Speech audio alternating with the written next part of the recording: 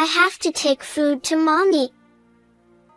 With those words, my grandchild, who was hospitalized for pediatric cancer, left the hospital. Despite being only 7 years old, she had bravely endured her painful treatments without complaint. Upon hearing her words, I hurried to my son's house. But when I arrived, it wasn't my runaway grandchild I found, but my frail daughter-in-law. Why? I gasped at the sight before me. To my shock, she was pulling weeds from the garden and eating them. When she revealed an unbelievable truth, I made a firm decision in my heart. My husband Jason had just retired, and we were enjoying a leisurely life together. To supplement our income, I started a home vegetable garden, which grew to the point where I was considered an expert. It became a daily routine for us to work in the garden together, and when we had a bountiful harvest, we shared our vegetables with our neighbors. The joy they expressed over the delicious vegetables I grew was a source of motivation. Our only son, John, married Amy when he was 27. He met her at the company where he worked, which was run by her father. A year later, a lovely baby girl named Emma was born. Though we didn't live together, our family gatherings were always filled with smiles around our grandchild. From any perspective, we seemed like a happy family. We had no typical mother-in-law and daughter-in-law conflicts. In fact, I had a very good relationship with Amy. John and Amy often visited with Emma, and I cherished watching my first grandchild grow, feeling grateful for these moments. When Emma was about 6 years old, she fell ill. Despite visiting several hospitals, her condition didn't improve, so she was hospitalized for a thorough examination. The tests revealed that she had pediatric cancer. Our family hoped it was a mistake, but it was an undeniable reality. I'm okay. I'll do my best. So everyone, please support me. While everyone around her was in shock, Emma remained strong and composed. That's right. You're a strong girl, and you'll definitely get better. I decided to support her with a positive attitude. Emma endured the repeated painful treatments without complaining, bravely fighting her illness. My son and daughter-in-law also supported and encouraged her. Let's do everything we can to help them. My husband and I agreed to focus on supporting our son and his family. Amy, are you okay? Are you getting enough rest? Yes, somehow. But every time the phone rings, I worry that something might have happened to Emma. I understand. It's worrying. Amy visited the hospital daily and stayed with Emma as much as possible during her prolonged hospitalization. Her face showed clear signs of exhaustion. Why don't you take a break and let John take over for a bit? I'm worried about your health too. Yes, but... According to Amy, my son had become too busy with work to visit the hospital. Emma knew about this and seemed somewhat lonely because of it. Seeing her like this broke my heart. I decided to call John. I thought Amy might be holding back and enduring a lot due to her reserved nature. Emma and Amy are doing their best. Can't you help out a bit more? What? Are you saying I'm not doing anything? I didn't say that. But could you visit them even for a short time? Thinking of them, I spoke more firmly than usual. I know, but the treatment costs a lot. I have to work overtime to pay for it. He responded in a tired voice. After ending the call, I shared the conversation with Jason. The next day, I asked John to come over because we had something important to discuss. He arrived after 11 p.m., reflecting how tough his situation was. your father and I have decided to help. This isn't much, but please use it for Emma's treatment.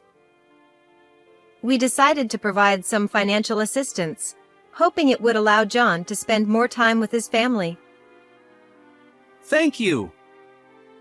This really helps. But please don't tell Amy about this. Okay, but why? I don't want her to worry about money. Understanding his concern for his family, we agreed to keep this a secret. However, Amy later told us that John was still too busy to visit the hospital often, although he promised. What worried me more than John's absence was Amy's condition. She looked exhausted, with hollow cheeks and dark circles under her eyes, and seemed constantly dazed. Amy, why don't you take a few days to rest at home? I'll take care of Emma. I suggested this out of concern for her well-being. Despite this, Amy insisted on continuing her dedicated care. Then one day, Amy suddenly stopped coming to the hospital. Your mom isn't coming today either? Dad said she caught a cold. She also wrote me a letter, but I feel too tired to read it right now. Emma seemed visibly weak, likely affected by not seeing her mother daily. John's visit to the hospital brought some relief, but I still worried about Amy. Is Amy really okay? Should I come over to help? I called John and asked. She's fine. But if you catch her cold, no one will be able to visit Emma. Please don't come to the house. He was firm, and I realized he was right. If we all got sick, it would be a disaster, especially if Emma caught it. So, I decided not to visit. Instead, I sent Amy an email. I'll keep you updated daily about Emma's condition. However, there was no reply from her, indicating she was likely feeling very unwell. A few days later, I received a call from the hospital on my phone. Did something happen to Emma? My heart skipped a beat, but I knew I had to stay calm. Taking a deep breath, I answered the call. The hospital informed me that Emma had left the hospital and was nowhere to be found. They couldn't reach her parents, so they called me as the emergency contact. Luckily, I was already preparing to visit, so I had my husband drive us to the hospital immediately. Once there, I found the nurse who usually attended to Emma and learned that Emma had disappeared after lunch, saying she needed to take food to her mom. You search around the hospital. I asked Jason to do this while I drove to my son and daughter-in-law's house. What if something happened to Emma? This thought kept racing through my mind, making the drive unbearable. When I arrived at the house, the front door was locked, and there was no response when I rang the doorbell. I walked around to the backyard and found Amy sitting on the lawn. Amy. Something terrible has happened.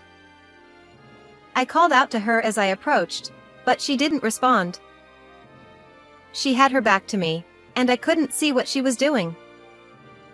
When I got in front of her, I was shocked and speechless. Amy, looking emaciated, was pulling up and eating grass from the yard. Why? I was at a loss for words, unable to comprehend what was happening. But I couldn't just stand there. Amy. Amy. Can you hear me? I kept calling her name until she finally responded, looking at me. Nancy. I brought Amy inside and listened to her story. Actually. What she told me was so astonishing that I couldn't believe my ears. At that moment, I received a call from my husband saying they had found Emma. She had run out of energy on her way home and was sitting on a bench a bit away from the hospital. Can you contact the hospital and take her back? Also, tell her that her mom is okay. When I told Amy that Emma was safe, she started to cry tears of relief. I comforted her and decided to call my son. After a few rings, he answered in a slightly annoyed tone. Yes, what is it? Ignoring his attitude, I explained what had happened with Emma. Amy has a severe cold, and I'm on a business trip, so I'll leave it to you, Mom. You can't talk like that. Come home immediately. This is about your daughter. Angered by his cold response, I snapped back. I have important work. I can't leave my clients. John listed excuses and abruptly ended the call. I felt a deep, simmering anger not only about Emma but also because John had lied about Amy's condition. I won't forgive this. Before doing anything else, I needed to get Amy to the hospital. So, I called an ambulance. After she received care, I started preparing for what needed to be done next. I made a call to a certain place. 3 days later, I was waiting for my son outside his workplace as he finished his shift. Mom? What are you doing here? He asked. John, you're not working overtime today? I called out to him as he came out almost exactly on time and slowly approached me. He looked quite annoyed and seemed reluctant to even talk to me. There's a cafe nearby that Amy said has amazing coffee. I want to try it, so will you come with me? What? No way. I have a lot of things to do. Maybe some other time. I have something important to discuss. Come on, let's go. I grabbed his arm firmly and headed to the cafe. Inside, it was bustling with groups of office workers and housewives finishing their day. John let out a big sigh as soon as we sat down. What are you up to, suddenly showing up and dragging me here? If you have something to say, just say it already. All right, I'll get straight to the point. When Emma ran away from the hospital, why didn't you come immediately? I looked him in the eye as I asked. It's not like I could help it. I was on a business trip. I couldn't just leave. John started tapping the table with his nails in frustration. Oh. I heard you had taken a day off. What? I asked with a bit of sarcasm, and he looked bewildered. He clearly didn't expect me to know that. I called your company and asked. Was that wrong? Why would you do that? Everyone is busy, and you're bothering them. John leaned forward, frowning, and started speaking rapidly. Ignoring his attitude, I took a sip of water. What were you doing on your day off? Is there something more important than your own daughter? That's none of your business. With that, he turned away like a child. I then took a photo out of my bag and showed it to him. Were you on a trip with this woman? What? How do you have that? John asked, his eyes wide with shock. The photo showed John walking closely with a woman. Yes, he was having an affair. It probably started around the time Emma's illness was diagnosed, and the money we gave him was likely spent on her. The constant overtime was a complete lie. And here is proof of your trip. I took my phone from the table and showed him a screen. Look, you're clearly in the picture. Wait, what is this? What I showed him were pictures from his mistress's social media. They were holding hands and smiling broadly at the camera during their trip. Why do you have these, Mom? Amy originally found the photos. And you've seen those before, right? The social media posts I tracked down myself. Actually, my daughter-in-law Amy had secretly started investigating John's infidelity on her own some time ago. She confronted him with all the gathered evidence. But you blew up at her when she showed you, didn't you? Then you started treating her horribly and even began to restrict her movements, I said. John snapped. How much do you know? Did you go to the house and meet her? I told you not to go. Your excuse about her being sick was a lie, I replied calmly to my son, who was desperately trying to argue back. The day my granddaughter escaped from the hospital, Amy confided in me about John's outrageous behavior, and I was shocked. I didn't want to believe that my own son not only cheated but also mistreated Amy. Amy said that John had been unapologetic about the affair. When she tried to divorce him and demanded alimony, he refused. To silence her, he physically abused her, restricted her from going out, confiscated her phone, and even deprived her of food. The claim that she was sick was just a lie to keep us from contacting each other. Amy was eating grass in the yard. She was that desperate, I revealed. What? She did that? Unbelievable. He sneered, mocking her actions. She was covered in bruises and diagnosed with malnutrition. I continued, sharing what the doctor had told me at the hospital, but John seemed indifferent and played with his phone. Do you realize you're doing something utterly despicable? I asked, my voice filled with contempt. I can't get divorced. It would ruin my standing at the company. I'm supposed to take over someday. He replied, smirking as he looked up from his phone. Since Amy's father is the company's president, John likely thought any scandal, such as his affair, would be a massive problem. I made sure she didn't meet anyone to avoid her spilling the beans. He added, grinning. Moreover, John had threatened her, saying, if you run away, I won't pay for Emma's hospital bills or let her get treatment. Amy, increasingly cornered, ultimately decided to comply for the sake of their child. Thinking about Amy's plight breaks my heart. John said, Why did you go to the house, anyway? Because your precious daughter escaped from the hospital, I replied. Then you should have looked around the hospital. He retorted. She left saying she had to bring food to her mom, I explained. John looked puzzled and confused. But Emma shouldn't know about her mother's situation since she's been in the hospital. He said. That's true, normally, I agreed, handing him a piece of paper. It was a letter Amy had written to her daughter. What's this supposed to prove? There's nothing unusual in here. He argued.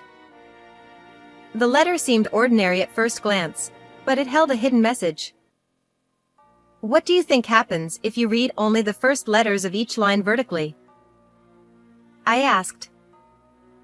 John took the letter, scanning it carefully. After deciphering it, he slammed the table in anger. Tell Grandma to help me. It hurts. I'm hungry. This was an SOS from Amy, I explained. Emma read this and escaped to bring lunch to her mom, I added, but John still seemed confused. But she hadn't visited her mother for a while. How could she have delivered such a letter?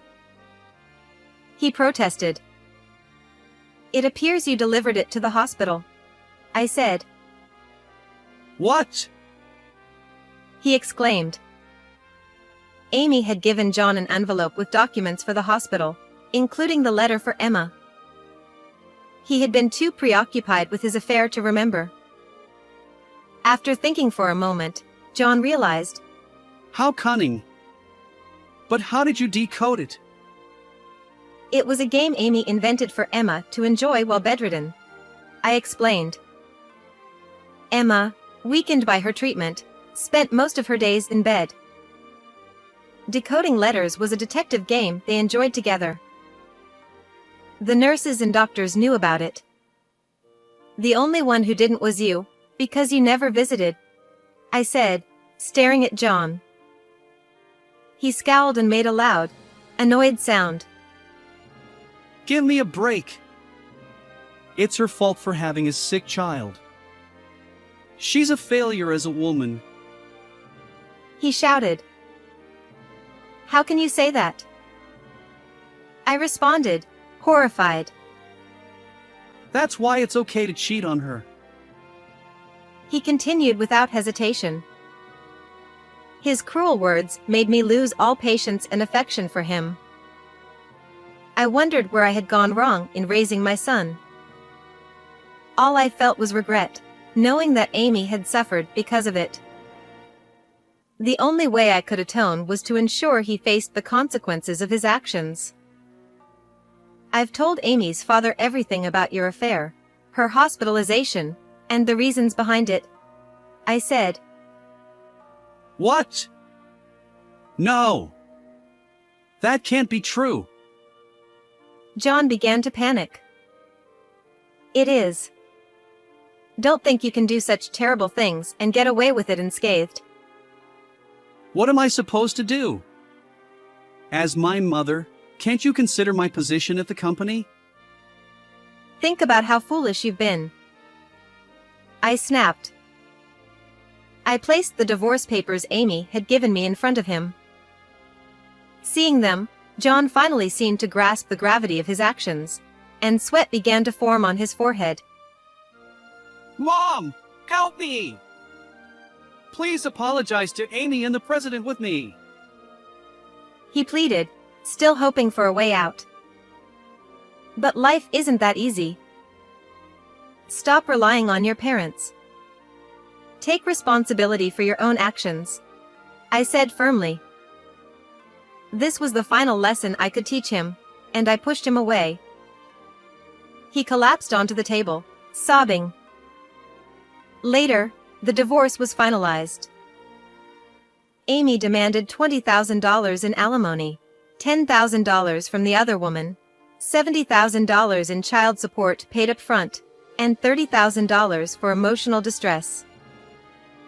John sold his house and took on debt to pay these amounts. It turned out that the other woman was a coworker, and both were transferred to different departments for disrupting workplace conduct. Coincidentally, someone from John's company was at the cafe where we talked, and the news of his affair spread. They both eventually resigned due to the hostile work environment. We cut ties with John. After several attempts to seek help from us, he eventually stopped coming, and we have no idea what happened to him. Amy recovered and was discharged from the hospital. Our granddaughter is doing well with her treatment and is expected to come home soon. We still keep in touch with Amy and our granddaughter, and I'm determined to support and watch over them. How did you find this story? Please subscribe to the channel. See you in the next video.